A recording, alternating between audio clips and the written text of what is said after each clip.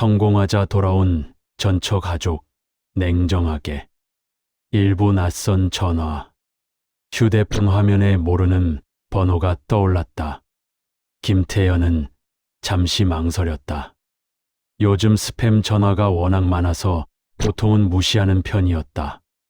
하지만 이상하게도 그날은 손이 먼저 움직였다. 여보세요? 짧은 침묵 후 귓가에 닿은 목소리는 너무나 익숙했다. 태연 씨. 나예요, 수진이. 순간 심장이 멎는 것 같았다. 온몸에 혈액이 역류하는 듯한 느낌. 김수진. 그 이름을 마지막으로 들은 게 언제였던가. 정확히 6년 전이었다. 아무런 대화도 없이 이혼 동의서만 등기로 보내왔던 그 여자.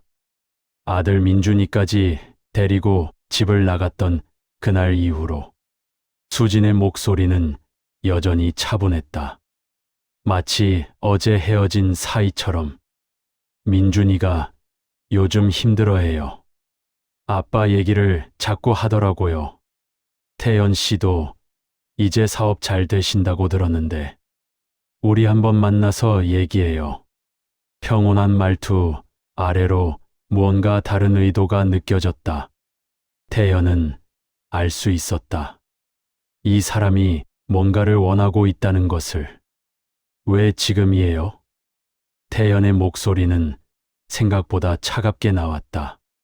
수지는 잠깐 머뭇거렸다. 그래도 우리 가족이잖아요. 가족. 그 단어를 듣는 순간 태연의 가슴 어딘가에 묵직한 감정이 가라앉았다. 자신이 바닥을 기어다닐 때는 눈길 한번 주지 않던 사람들. 이제 와서 방송에 얼굴이 나오고 사람들이 성공했다고 말하니까 다시 돌아온다는 건가. 전화를 끊은 뒤 태연은 창밖을 멍하니 바라봤다. 그날 이후로 과거의 인연들이 하나둘씩 다시 나타나기 시작했다. 전처는 물론이고 장인어른, 처제까지. 마치 아무 일도 없었다는 듯이. 하지만 태연은 이미 오래전에 결심했었다. 바닥일 때 떠난 사람들에게 다시는 손을 내밀지 않겠다. 그리고 이제 그 다짐을 지킬 때가 온 것이다. 2부 시작은 태연의 본래 직업은 물류업이었다. 정확히는 중소규모의 유통회사를 운영하는 사업가였다. 처음 시작은 정말 보잘것없었다. 1톤 트럭 한 대로 시작해서 직접 물건을 싣고 배송하고 밤에는 장부를 정리하던 시절. 하지만 남들이 쉴 때 일했고 놀 때 일했다. 그렇게 3년이 지나자 트럭이 5톤으로 늘어났고 5년이 되니 동네 사람들이 사장님이라고 부르기 시작했다. 그 무렵 지인의 소개로 김수진을 만났다.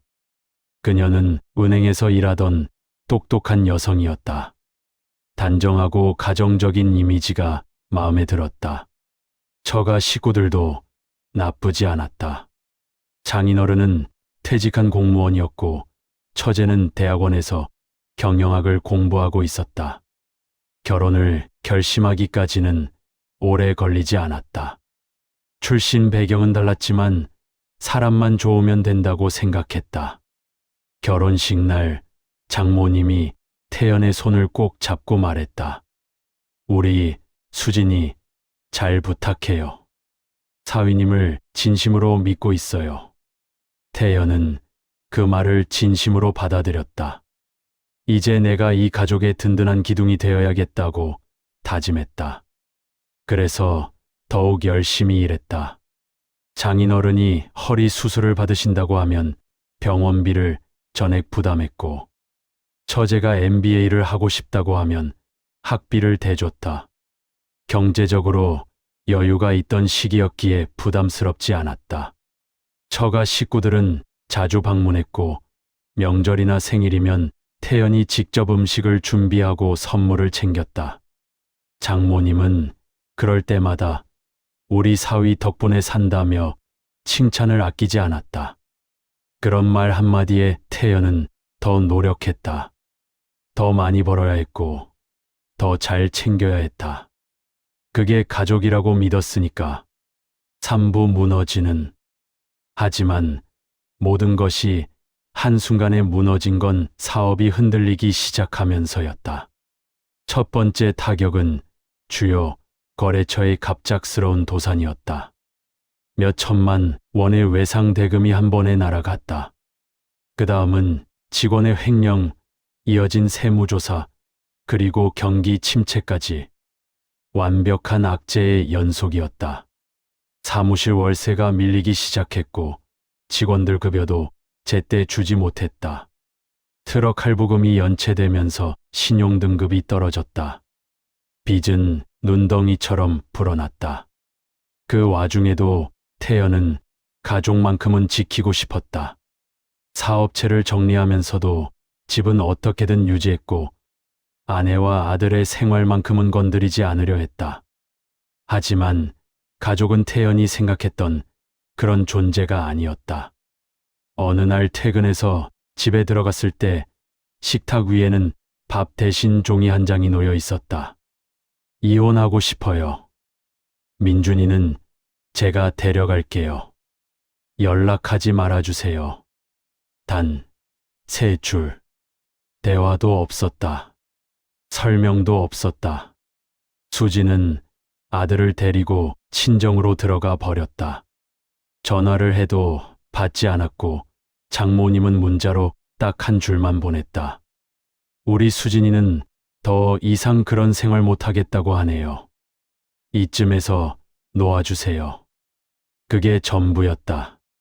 태연이 그들에게 쏟았던 돈, 시간, 정성, 마음. 그 모든 것이 한순간에 의미를 잃었다. 남은 건 빈 집 한 칸, 세탁하지 않은 셔츠 몇 장, 그리고 사진 속 웃고 있던 가족의 얼굴뿐이었다. 태연은 그날 밤 처음으로 소리내어 울었다. 슬픔이 아니라 분노였다. 억울함이었다. 내가 뭘 잘못했지? 내가 이 사람들에게 부족했던 게 뭐지? 하지만 시간이 지나면서 질문은 바뀌었다. 왜 나는 그들을 가족이라고 믿었을까? 사부 어둠 속에 며칠 동안 태연은 침대에서 일어나지 못했다. 이불 속에서 천장을 바라보며 하루하루를 보냈다. 전화도 받지 않았고 사무실은 이미 폐쇄됐으며 통장 잔고는 마이너스였다. 이러다 정말 끝날지도 모르겠다. 그렇게 생각하던 어느 날 누군가 현관문을 두드렸다. 혹시 김태연 사장님 계세요? 낯선 얼굴이었다. 검은 후드티에 야구 모자를 눌러 쓴 젊은 청년. 저 예전에 강남역 근처에서 커피 트럭 하던 이준호예요. 기억하실지 모르겠네요. 준호. 기억이 났다. 출퇴근길에 가끔 커피를 사 마시던 곳. 항상 밝게 웃으며 감사합니다. 사장님 하던 청년이었다. 그때 사장님이 제가 손목 다쳤을 때 병원비 내주셨잖아요. 그리고 겨울에 내복도 사주시고. 저 그거 안 잊었어요. 태연은 아무 말도 하지 못했다. 준호는 조심스럽게 종이 2장을 꺼내 보였다. 사업 계획서였다. 사장님, 저 혼자서 이거 해보려고 했는데 아무도 안 믿어줘요. 근데 사장님만큼은 제 아이디어를 알아보실 것 같아서요. 1인 도심 배달 플랫폼이라는 작은 유통 아이디어예요. 그 눈빛에는 간절함이 있었다. 그리고 이상하게도 태연은 그때 처음으로 다시 시작할 수 있겠다는 생각이 들었다. 오부 재건. 허름한 창고 하나를 빌려 둘은 처음부터 다시 시작했다. 첫 달은 완전 적자. 둘째 달에는 주문 하나를 받고 서로 부둥켜 안고 기뻐했다. 넷째 달부터 근처 식자재 판매점에서 우리 서비스를 이용하겠다고 연락이 왔고, 입소문이 나면서 점점 확장되기 시작했다. 준호는 머리가 좋았다. 기획, 기술, 물류까지 혼자서 다 해냈다. 태연은 영업과 기존 인맥을 총동원했다. 사업이 본궤도에 오르기까지 4년. 지금은 직원이 25명인 중소기업이 되었고, 작년에는 청년 창업 성공 사례로 방송에도 소개되었다. 그리고 문제는 그 방송이 나간 일주일 후에 시작됐다. 사장님, 어떤 여자분이 회사로 전화하셨어요. 민준이 어머니라고 전해드리래요. 준호가 조심스럽게 말했다.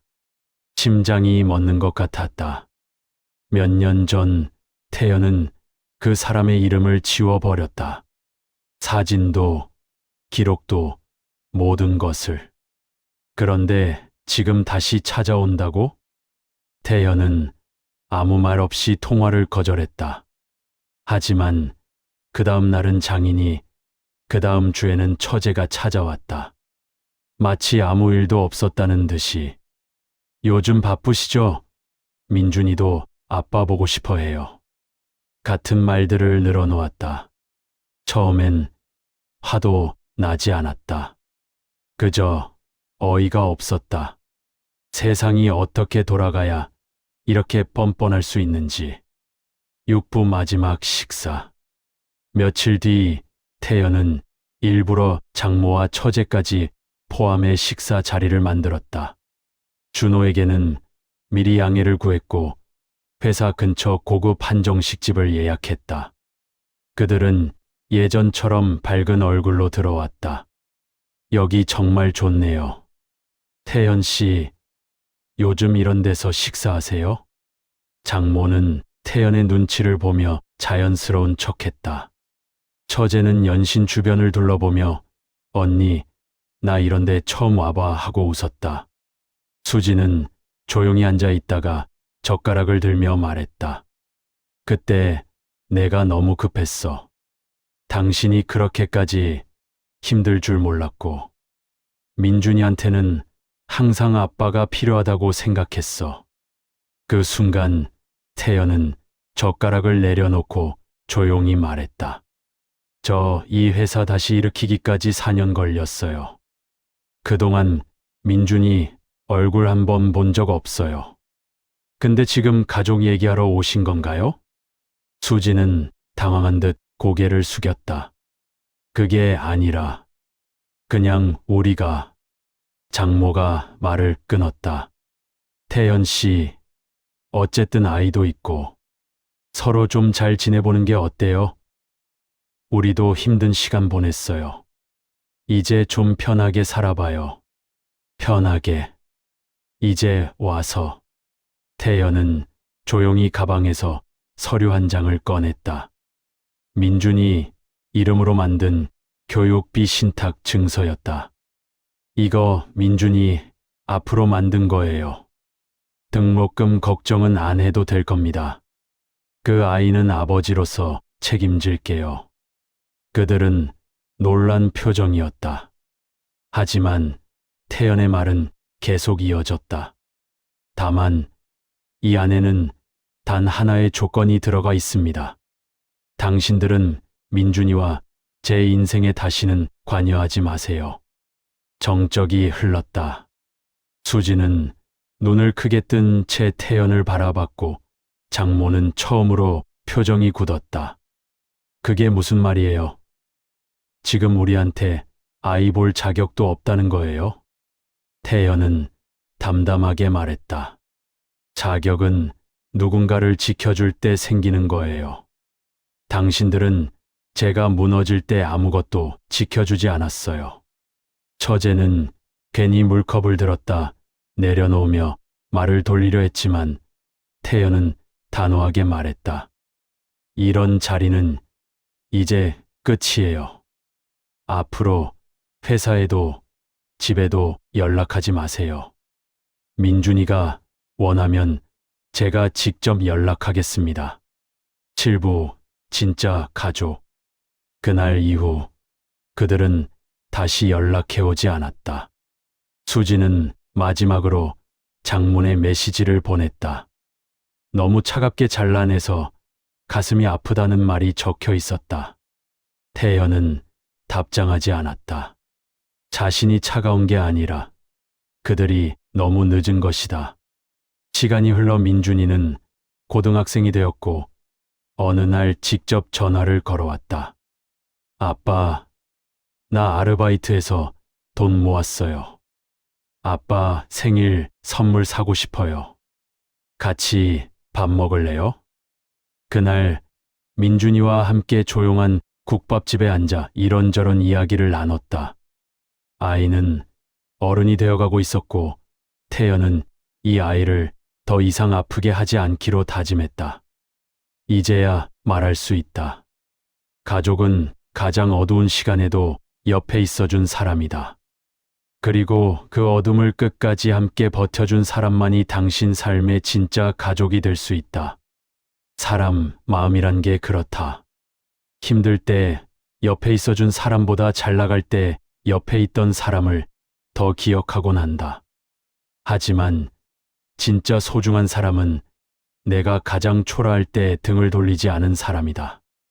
이제야 깨달았다. 사랑도, 가족도, 의리도 남아준 사람이 전부라는 것을. 에필로그. 현재 김태연의 회사는 연 매출 50억 원대의 중견기업으로 성장했다.